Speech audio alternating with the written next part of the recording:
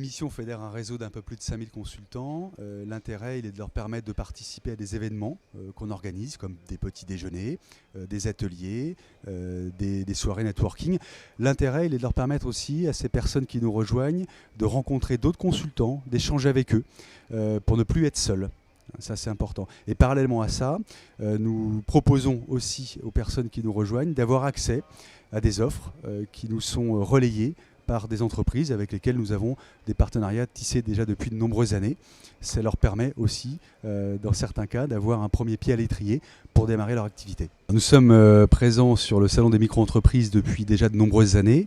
Le public que nous rencontrons est un public qui est soit porteur de projets, en tous les cas qui a des compétences, une expertise et qui se pose la question de savoir quel choix de fonctionnement adopter.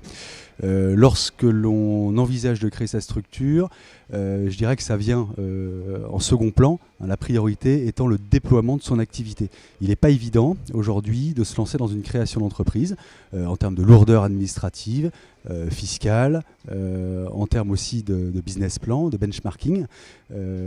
Ça prend du temps et lorsqu'on n'a pas l'habitude, ce temps-là, il n'est pas mis à contribution du développement de l'activité. En portage salarial, on dédouane de tous ces aspects la personne qui souhaite développer son activité. C'est-à-dire que le portage salarial consiste en une relation triangulaire entre une personne qui a des compétences et qui peut intervenir sous forme de mission auprès d'une clientèle, et puis nous qui facturons à sa place sa mission et qui transformons ensuite la facturation en rémunération, donc en salaire, ce qui lui permet d'obtenir toutes les garanties sécurisées liées au statut de salarié. Les personnes qu'on va appeler des consultants qui viennent à nous ont deux problématiques. La première, c'est qu'ils doivent faire face à une notion d'isolement.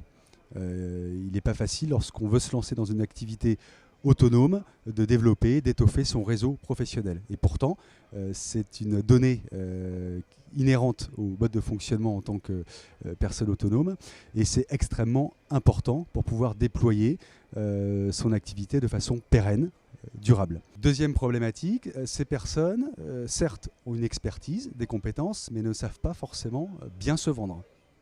Donc il y a un problème lié au ciblage, la prospection, la constitution d'une offre de service qui soit attrayante, attractive. Et puis il faut bien sûr aussi connaître son prix de vente, entre guillemets.